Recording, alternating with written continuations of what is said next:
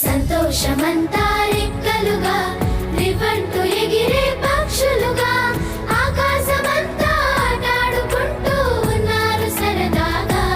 ఒకరేమో సీను ఒకరేమో చున్ను కలిసారే ప్రాణంగా కురిసారే వర్షంగా.